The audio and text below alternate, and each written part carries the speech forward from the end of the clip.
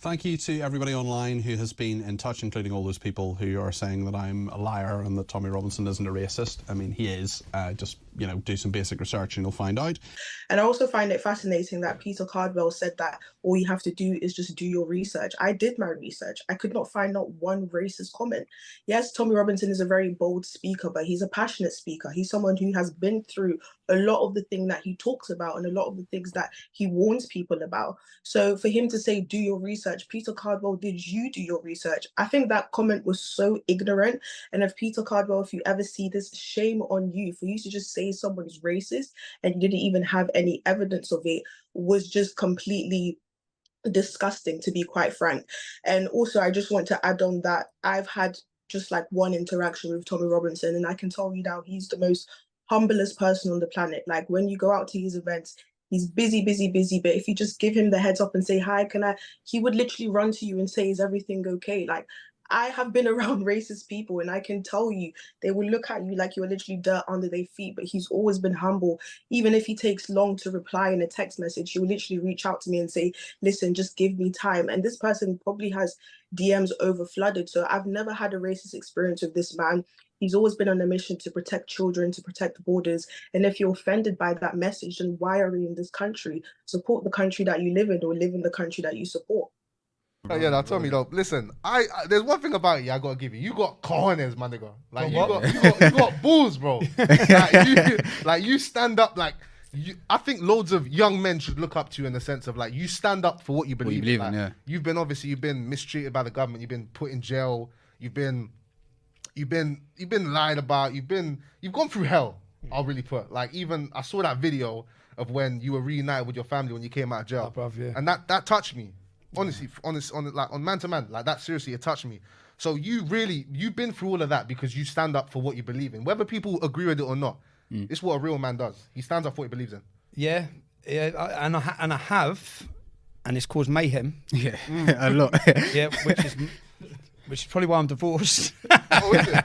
Nah, it's mate. I always say I think I enjoy this opportunity, yeah, because I think so many young black lads have been lied to about who I am or what my views are. 100%. So they've been made to believe I'm something. Me, thank you for coming on the podcast. Yeah, listen, man, for real, appreciate it, man. Appreciate it, man. Listen, thanks for watching the Click It podcast. Bang, Yeah, listen, bang, we're out, done, innit, TJ? Yeah, man. Tell him something, bro. You ain't said Nothing. much.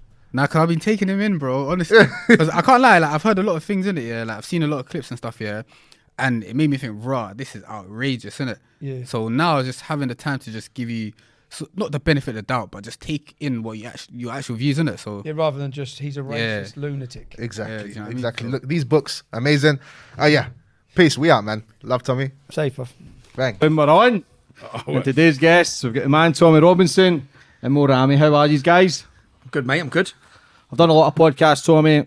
I've done a few with yourself now, but people's always asked you to sit across with a Muslim man as well. But you two have got a lot in common. That for people to understand that you've actually saved Mo's life, basically. Well, yeah, I wouldn't say I've saved his life. I'd say you played a part in saving me from a lot of grief. Yeah, yeah. Yes. The MP might not agree with it, but I think it is what it is. But you did. Yeah, You because played a lot. obviously everybody always tells you with that racist brush. Yeah. Let's be honest, but with what you've done here, there's got to be some sort of credit as well, because says you were involved in a grooming gang with a young girl, 12 years old, travelling around the world with her. Yeah. Your whole life was distraught. This girl put a post out on Facebook. It was shared over 100,000 times. All the celebrities were sharing it. And it turned out that the girl was just a nutcase. That she's destroyed your life, your kids, self-harming. That, and the only person who tried to do the right thing was yourself. That for people to call you a racist, you could have easily have walked away from that. So there's got to be some sort of credit that you stood by this man. Why? I wouldn't say I need credit, because my job was to go up and report the truth. Coming into this, the perception is that Tommy Robinson is a racist and he particularly doesn't like Muslims. So to my surprise of surprises, I saw that he was going to court, he'd handed himself in, and I came across this little video. Can you see this Asian guy right here? He is greeting Tommy Robinson with a hug. Now, I'm of the understanding that Tommy Robinson doesn't like guys like this. This is outside court, so it appears he's there to show some solidarity. This already just blew my mind when I watched this. I had no idea what to make of it. But a day or two later, I came across this video. Welcome to my channel, and in this video today we're going to speak to Tommy Robinson's supporters, the black people who follow Tommy Robinson. And one thing surprised me about Unite the Kingdom rally or Tommy Robinson protest a few weeks ago was how many ethnic minorities came to support Tommy and fight for the country. And what I've been told about Tommy Robinson over the years was how racist he was and how he only wanted Britain for white people only in England. So it had me thinking, why do so many black people follow Tommy Robinson and agree with his views if he's so racist? I'm asking a few people because when I come here, a lot of people are coming and saying I'm Uncle Tom, I sell out, what you doing in a heartbeat. Most of these people will beat you up. Right and wrong, that's all it is. About right and wrong. Why? It's not about race. It's not about race. It's not about race, it's about right and wrong. You know? At the end of the day, whoever's sitting there saying that Tommy Robinson is a racist, alright? Whoever's saying that, you have to ask them, tell me one thing he said that makes him a racist. Yes, he joined the English Defence League. As soon as National Front started getting involved in all that, he left. A gentleman called Raif Badawi was arrested in Saudi Arabia. He was charged with blasphemy. He was sentenced to 10 years in prison and 1,000 lashes. What was his crime? He had wrote on a blog on the internet that Muslims, Jews and Christians were equal, okay? There was a mass campaign to free Raif Badawi. I remember at the time, I had contact with Raif. I spoke to him personally, I spoke to his wife, I spoke to his children. When this story happened, he had 3 children with a very similar age to mine. I thought about what the family were going through and I was in contact with the family. He was sentenced to lashes and they had to stop his lashes to let them heal because he was near to death from the damage from those lashes. They've continually tried as well to recharge him with blasphemy, which would result in his death. There was a mass campaign, and after his family spent about a year in Lebanon, his family were given asylum in Canada. I'm in Canada now. Although Raif's been released from prison last year, okay, spent 10 years in jail, he's not allowed to leave Saudi Arabia. He still hasn't touched or embraced his children since that date in 2012. I know how important it is to have the love of your family, not over the phone, but to feel them, to embrace them, to cuddle them. He still hasn't been able to do that. I'm going to go sit now and have dinner in his family house. And that's something he still hasn't been able to do. So I still hope for his true freedom. They say it's going to be 10 years until he's allowed to leave Saudi Arabia. He's on a total media ban. He's not allowed to talk to anyone about his case or he'll be straight back in jail. But I'm going to go and meet his family. It's something I've looked forward to. It's something that I knew if I got into Canada, I'd make sure I'd do. They're a beautiful family. We're going to go meet them now. In Canada, Tommy. Yeah. Thank you. No, thank you. I thought I couldn't come to Canada and not come and say hello. Thank you for hosting me here. One day, no matter where I am, I get to see you reunited with your father and your husband. Yes. Yeah, I really do pray for you. Yes. Imagine just imagine he's stuck in Saudi Arabia. You don't get to see your children grow up. He's got 3 beautiful children here. You miss all those moments. You know, some of you, I go away for a month here, a month there. I've been in little prison sentences. You miss so much. He's missed everything. Everything. His children have missed that. And the maddest thing, for what? Because he said people are equal. If ever there's been a case for freedom of speech, if ever there's been a case where government should intervene, governments that have economical contracts with Saudi Arabia, they should have forced them to let him go. You have a beautiful family. Can I just have a hug? You have a beautiful family. And you're a fine young man as well, bruv. You're a fine young man. Thank you. You have a beautiful family.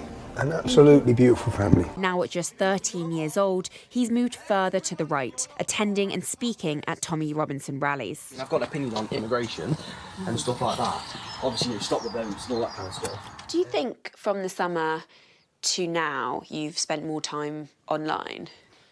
Yes, and I believe me being online has helped me actually develop my views. Because if I, say for example, if I were to just watch a normal TV, I would say, oh, what a racist person he is. What a racist person they are. But no, now I'm on Twitter, I see it all firsthand.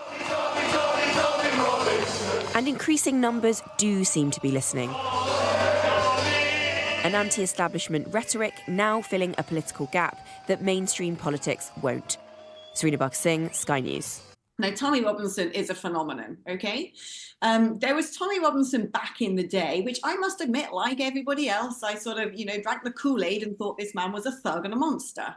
And then something happened, and I suddenly realized how many ordinary folk were now going to his rallies. He's moved into the arena of making, say, documentaries and putting these long-form pieces out, which are actually extremely well produced and crafted.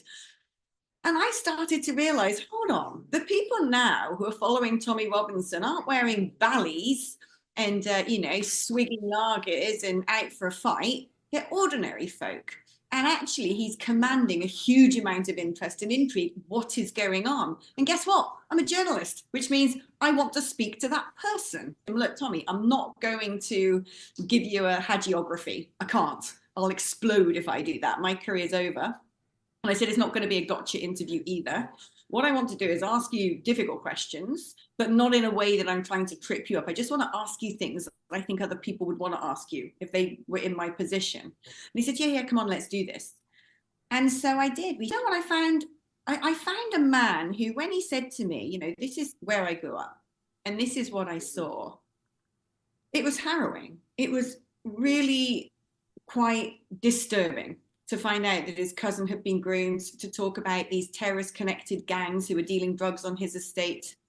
And then talking about how the local council treated these people who ended up being outed as terrorist organizations, and that they spat on soldiers. And the local lad, he said, yeah, as a football hooligan, yeah, as rough and tumble, dog eat dog world, that's what we did in gangs and fighting. But he said, us and the lads decided we didn't want this anymore. No spitting on soldiers, no grooming our cousins, no dealing drugs on our streets and smashing up windows. And so they, first of all, did a petition. How very unruly, how very hooligan. They did a petition. And of course, it was ignored. And so they then decided to go out and march. And he said, watch the early videos. So I was like, okay, I'm going to do that. So I went back onto YouTube and I watched the early videos of, it wasn't called the EDL then, it was People's Front of Luton or something. And I watched those early videos, and yeah, they were like rough and tumble lads. Some had ballies on, but they were carrying signs saying we hate extremism. But they were also carrying signs saying no to racism. And that's just, it was amazing. We're talking about stuff from the late 90s, right? And then onwards in sort of like 2009. And I'm looking at it thinking, no, he's right. In these videos, there's one video of a load of guys in like sort of paramilitary getup, but they're burning the swastika, actually setting fire to the Nazi flag. And I'm like, that's kind of weird. That's not what I was told.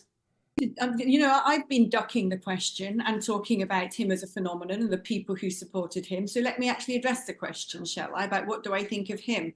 I think he's wonderful. I don't know, something really moved me when I interviewed him.